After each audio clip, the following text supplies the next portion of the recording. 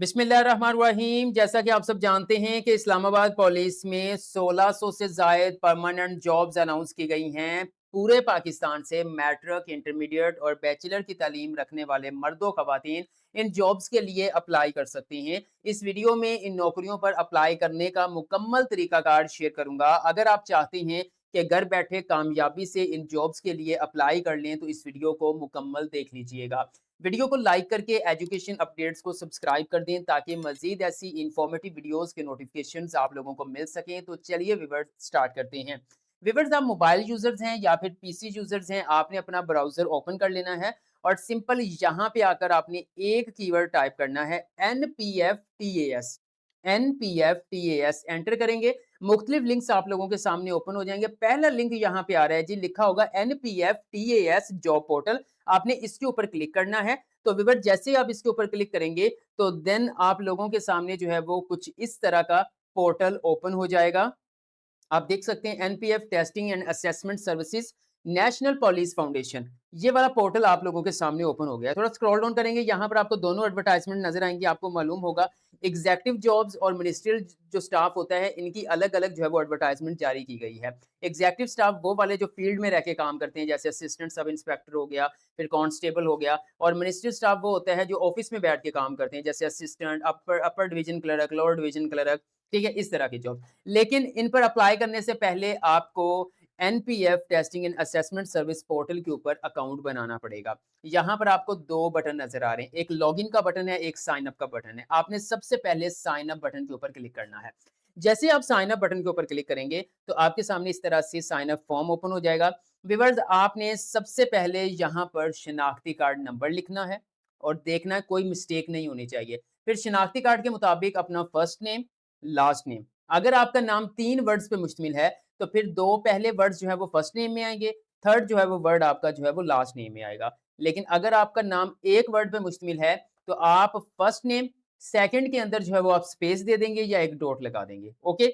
उसके बाद नेक्स्ट आ जाता है मोबाइल नंबर। मोबाइल नंबर आपके पास एक्टिव होना चाहिए, क्योंकि जैसे आप मोबाइल नंबर लिखेंगे, तो देन वो कहेंगे कि आपको 4 डिजिट का कोड चला गया है, वो कोड ऐड करें, उस आपका नंबर वेरीफाई यहीं पर होगा। उसके बाद फर्दर आप साइन अप कर सकते हैं। फिर आपने अपना ईमेल एड्रेस, ये भी एक्टिव ईमेल एड्रेस, क्योंकि फ्यूचर में कोई रिस्पॉन्स आता है इंटरव्यू टेस्ट के हवाले से, आपको मैसेज भी आ जाएगा, आपको मेल भी आ जाएगी। एक स्ट्रॉन्ग सा पासवर्ड, और पासवर्ड आपने कंफर्म करना है। कंफर्म करने के बाद थोड़ा सा स्क्रॉल डाउन करेंगे तो व्यूअर, यहाँ पर आपको I agree and term and conditions के ऊपर क्लिक करना है। क्लिक करने के बाद आपने क्रिएट योर अकाउंट के ऊपर क्लिक करना है।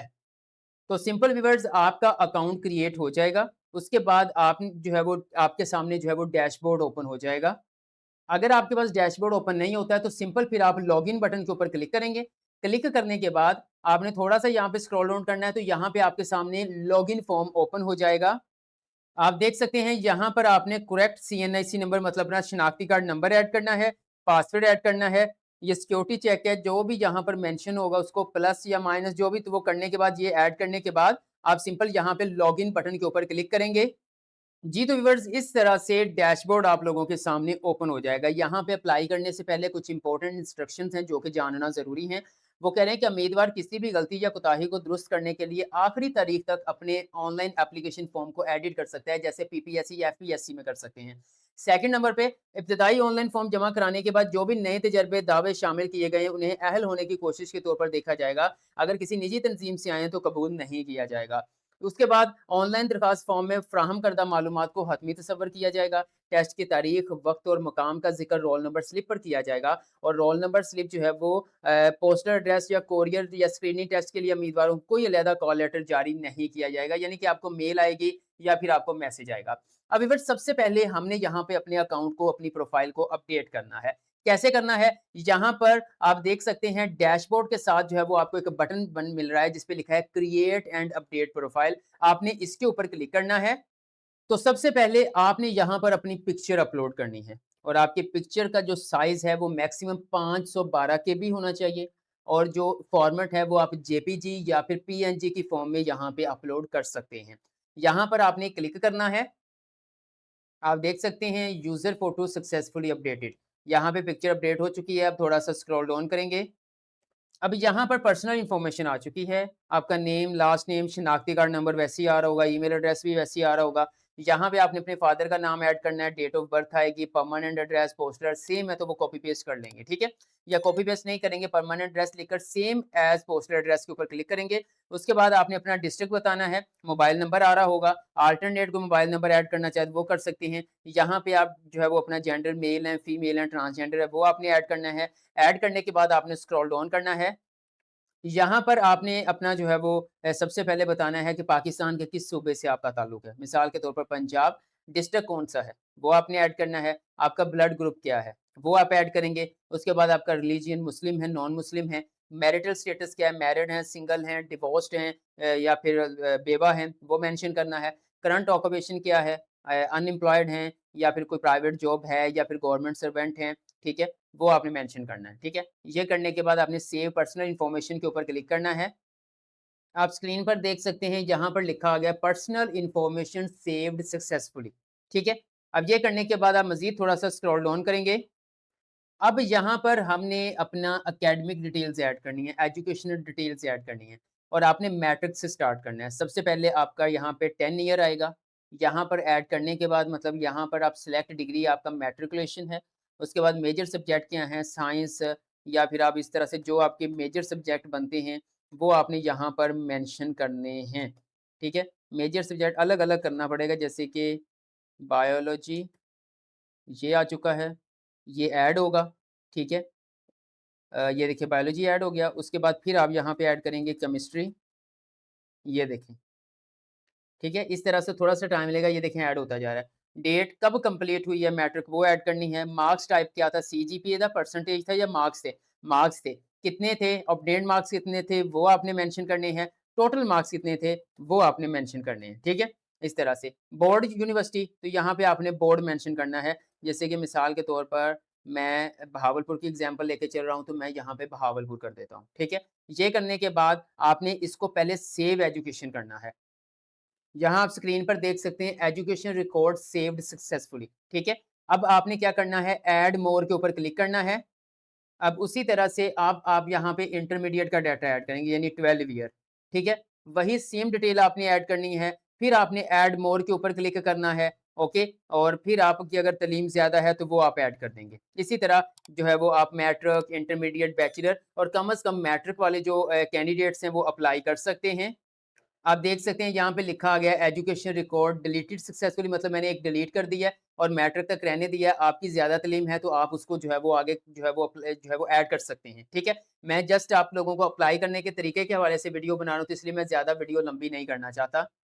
अब व्यूअर्स यहाँ पर एक्सपीरियंस डिटेल्स माँगी जा रही हैं कि अगर आपका कहीं पे भी कोई एक्सपीरियंस है तो जैसे गवर्नमेंट जॉब है, प्राइवेट जॉब है, सेमी गवर्नमेंट है। प्राइवेट जॉब भी अगर की है, कुछ भी कहीं पे 1 महीना भी लगाया तो वो लाज़मी ऐड करें, ठीक है? तो आप यहाँ पर ऐड कर सकते हैं। उसके बाद यहाँ पे बताना है कौन-से डिपार्टमेंट में आपका जॉब टाइटल क्या था, स्टार्टिंग डेट क्या थी, एंडिंग डेट क्या थी या अभी भी आप उसमें वहाँ पे काम कर रहे हैं। ये करने के बाद आप सेव के ऊपर क्लिक करेंगे तो आपका एक्सपीरियंस ऐड हो जाएगा। यानी कि अभी तक जो है वो हमने अपनी प्रोफ़ाइल को अपडेट कर दिया है। पर्सनल इन्फॉर्मेशन ऐड हो गई, पिक्चर ऐड हो गई, उसके बाद हमने जो है वो एकेडमिक डिटेल्स ऐड कर दी और साथ में हमने एक्सपीरियंस ऐड कर दिया। ठीक है? ये करने के बाद आप व्यू प्रोफ़ाइल के ऊपर क्लिक करके अपनी प्रोफ़ाइल को चेक कर सकते हैं। व्यू प्रोफाइल के ऊपर जैसे आपने क्लिक किया तो आपके सामने आपकी प्रोफाइल ओपन हो जाएगी, जिसको आप एक दफ़ा जो है वो रिव्यू कर सकते हैं। अगर कोई मिस्टेक है तो उसको अपडेट कर सकते हैं। वैसे तो आप लास्ट डेट तक कर सकते हैं, लेकिन अप्लाई करने से पहले एक दफ़ा कर लीजिएगा। ये जो जितने भी मालूमात हैं या यहाँ पर हमारी प्रोफाइल शो हो रही है, इसको सिक्योरिटी पर्पज़ की वजह से मैं ब्लर कर दूँगा, ठीक है? अब सिंपल आप देख सकते हैं यहाँ पे ओपन एप्लीकेशंस है 3rd नंबर पे, आपने इस बटन के ऊपर क्लिक करना है। आप स्क्रीन पर देख सकते हैं, आपको दोनों कैटेगरीज़ की जो एडवर्टाइज़मेंट्स हैं, जॉब्स हैं, वो ओपन हो गई हैं। यानी कि यहाँ पे मेंशन किया हुआ है मिनिस्ट्रियल स्टाफ, उसके बाद नीचे है categories executive staff. Executive staff की तकरीबन 1588 नौकरियाँ बनती हैं, जिसमें असिस्टेंट सब इंस्पेक्टर और फिर आपका जो है वो यहाँ पे आ जाता है कांस्टेबल हैं 2-3 कैटेगरीज़ के बैंड का, माउंटेड का, जनरल कैडर का, ठीक है? तो ऊपर आ जाती हैं आपको मिनिस्ट्रियल यानी असिस्टेंट और अपर division clerk, lower division clerk, ठीक है? जितनी भी ऑफ़िस में के अंदर बैठकर जो है वो जॉब्स होती हैं। अब आपने जिस भी जॉब के लिए अप्लाई करना है, आप उसके ऊपर क्लिक करेंगे। मिसाल के तौर पर मैं मिनिस्ट्रियल स्टाफ के ऊपर क्लिक करता हूँ, तो आप देख सकते हैं असिस्टेंट है, production assistant, steno, data entry operator, UDC, LDC ये सारा ओपन हो चुका है आपके सामने। आप जिस अप्लाई नाउ बटन के ऊपर क्लिक करेंगे उसके ऊपर जो है वो अप्लाई होना शुरू हो जाएगा। मज़ीद मैं यहाँ पे एग्ज़ेक्टिव स्टाफ के ऊपर जाता हूँ, ये देखें एएसआई, कांस्टेबल मुख्तलिफ किस्म की, ठीक है?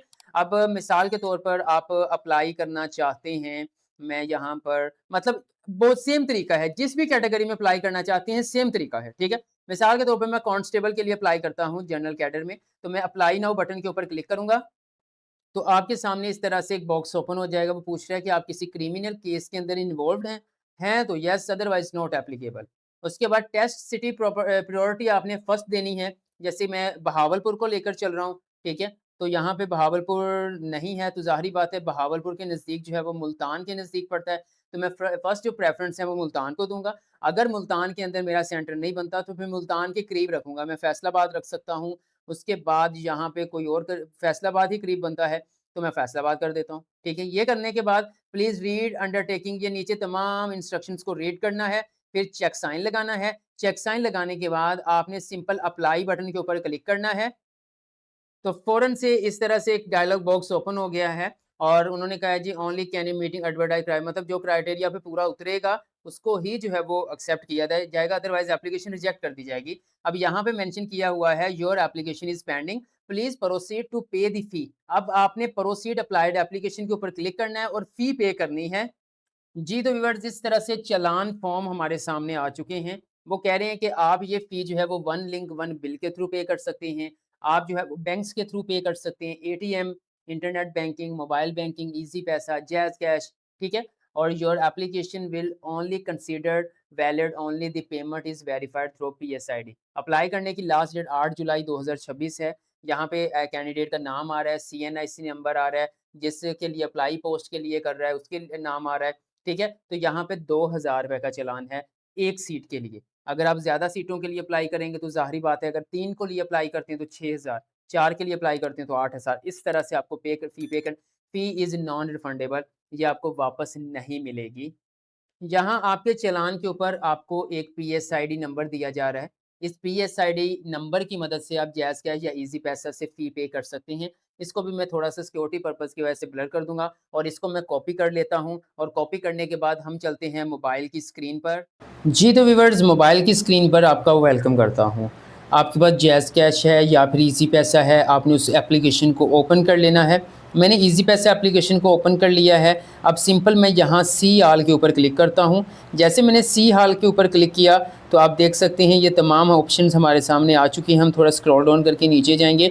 यहाँ पर आपको गवर्नमेंट फ़ी मुख्तलिफ मिल जाएँगी। हाउसिंग सोसाइटी के साथ आपको अदर्स का ऑप्शन मिल जाएगा, तो आपने इसके ऊपर क्लिक करना है। जैसे मैं अदर्स के ऊपर क्लिक करूँगा तो ये देखें यहाँ पर हमें 1 बिल इनवॉइस वाउचर मिल रहा है सेकंड नंबर पर, तो आपने इसके ऊपर क्लिक करना है। जैसे मैंने इसके ऊपर क्लिक किया अब वो हमसे यहाँ पे कंज्यूमर नंबर मांग रहा है, यानी कि वो जो चालान के ऊपर आपका पीएसआईडी नंबर है वो आपने कॉपी करके यहाँ पे पेस्ट करना है। मैंने पेस्ट कर दिया है। अब मैं सिंपल नेक्स्ट बटन के ऊपर क्लिक करूँगा। जी, तो व्यूअर्स आपने स्क्रीन पर देख सकते हैं हमारे सामने जो है वो आ गया है कि नाम चेक कर लें। ये देखिए अली अहमद नाम आ रहा है, 2000 का चालान है, ये कंज्यूमर यानी पीएसआईडी नंबर है, अभी फ़िलहाल अनपेड है, ठीक है? आप पे फुल के ऊपर क्लिक करेंगे तो आपका ₹2000 का चालान पे हो जाएगा। जी, तो व्यूअर्स चालान पे करने के बाद आपने लैपटॉप की स्क्रीन पे आ जाना है और यहाँ पर आपको सबमिटेड एप्लीकेशन का बटन मिल जाएगा, आपने इसके ऊपर क्लिक करना है। आप स्क्रीन पर देख सकते हैं यहाँ पे कांस्टेबल है, यहाँ पे अपडेट एप्लीकेशन है, चेक पेमेंट स्टेटस है, तो अभी यहाँ पे फ़िलहाल अनपेड आ रहा है। जब आप फ़ी पे कर देंगे तो कुछ मिनट्स के बाद जो है वो या 1 घंटे के अंदर-अंदर यहाँ पे पेड लिखा आ जाएगा। जब यहाँ पे पेड लिखा आएगा तो फिर आपका कामयाबी से अप्लाई हो जाएगा। जी, तो व्यूअर्स आपने इस्लामाबाद पुलिस में ऑनलाइन अप्लाई करने का मुकम्मल तरीकाकार सीख लिया होगा। अगर अप्लाई करने के हवाले से आपका कोई क्वेश्चन है कमेंट सेक्शन में पूछ लीजिएगा, मैं आपको गाइड कर दूंगा। वीडियो अच्छी लगी है तो लाइक कर दें, एजुकेशन अपडेट्स को सब्सक्राइब करके बेल आइकन को प्रेस कर दें ताकि मज़ीद ऐसी इन्फॉर्मेटिव वीडियोज़ के नोटिफिकेशन आप लोगों को मिल सकें। दुआओं में याद रखिएगा। अल्लाह हाफिज़।